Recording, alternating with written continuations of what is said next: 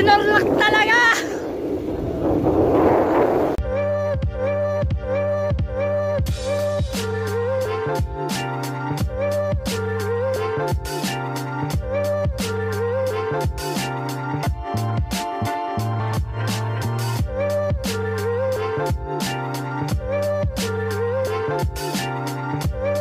So, it's past 5 in the morning. Nakarating na kami ng Senate of the Philippines building, tsaka GSIS. Tapos ngayon papunta kami ngayon sa may PICC. Doon kami kakain ng breakfast. Grabe lang yung inabot namin, alabang hanggang dito. Woo!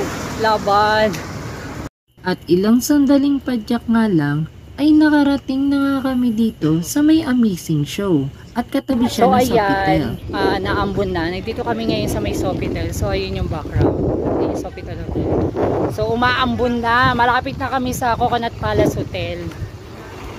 Diba? So, ayan ang pag-iikot. Guys, napadaan kami dito sa may Coconut Palace. Ayan. So, malapit lamang yan sa amazing show. Nakatabi lamang ng Sofitel Hotel. Maan lang kami. Bago kami dumiretso ng PICC, ay dumaan muna kami saglit dito sa may Coconut Palace na malapit lamang din. So ngayon, nagro-roll naman kami ngayon sa may PICC. So yun yung PICC. Diba? So lalayo, magkakatabi sila ng mga pinupuntahan namin. Woo! Kala ko nasipa. Aray, tumalon pa ako. Madala. Tinuloy-tuloy na nga namin yung pagpadyak namin dahil pagod na nga kami dyan. Dahil galing pa kami ng Alabang tapos nakarating na rin kami dito sa may Manila. At papunta kami ngayon sa may 7-Eleven doon lamang sa may Star City. At eto na nga, dumating na kami sa may Star City at papunta na kami sa may 7-Eleven na katabi lamang ng entrance ng Star City. At umupo na nga kami dito para makapagpahinga. Kahit papaano, makabili man lang ng drinks at kaunting pagkain. So ayan guys, tapos kami magpahinga doon sa 7-Eleven sa may Star City. Nandito kami ngayon sa PICC. Ayan. Ayun yung background, PICC. Nang matapos na kaming makapagpahinga at nakabawi na rin sa aming lakas, ay nagpatuloy kami sa aming pagpadyak. Nasa PICC kami guys. At pumadyak na nga kami papuntang Luneta. Dito kami sa may baybayin ng Manila Bay dumaan para makita man lang yung dagat. Sa may Manila Bay, sa may gilid. Ayan. Dito rin kami rito. Nang saglit nga lang ay nakarating na rin kami sa may Manila Bay. At dito muna kami nag-stop over. Tamang kulitan lang kahit paano mapawi yung aming pagod. At nagtuloy-tuloy na nga kami hanggang sa Dolomite Beach. At may nakilala pa kaming vlogger dyan. In fairness, ginawa kaming content ni Kuya. Kudos kay Kuya dahil ginawa kaming content. Guys, nasa Dolomite Beach kami ngayon. At sinubukan namin pumasok. So kinausap lang ni Marcus yung guard doon sa entrance. So andito kami ngayon.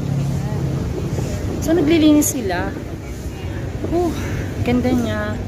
Nasira nga lang gawa ng bagyo.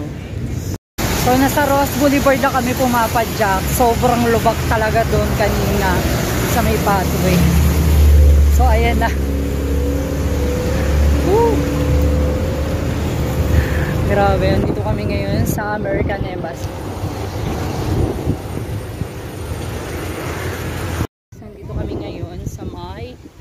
Quirino Grandstand. So ayun yung H2O. So nandito kami sa may Manila Ocean Park na rin. At punta kami ng Manila Bay. Dumaan muna kami kahit saglit dito sa may seaside. Yung palagi kong tinatambayan dati pa.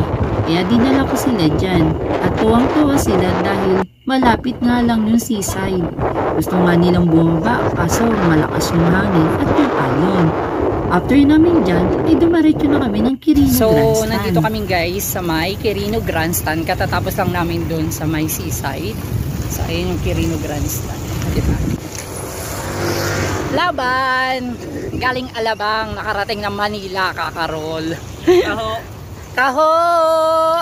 Taho in Manila. So ayan guys, inikot namin yung Quirino Grandstand. Andito kami ngayon sa may Manila Hotel. Ayan. Pakitabi pa. Ay, Woo! labas tayo. So ayan, ayan. So, pakita ko. Diba? Sosyal, Manila Hotel. Nagro-roll lang kami nga, no? Only in the Manila. From Alabang to Manila. So hanggang dito na lamang yung part 3. Syempre, abangan nyo na yung pinakahuling part. Kasi nandun na yung pinaka-pinale. So hanggang dito na lamang. Bye-bye!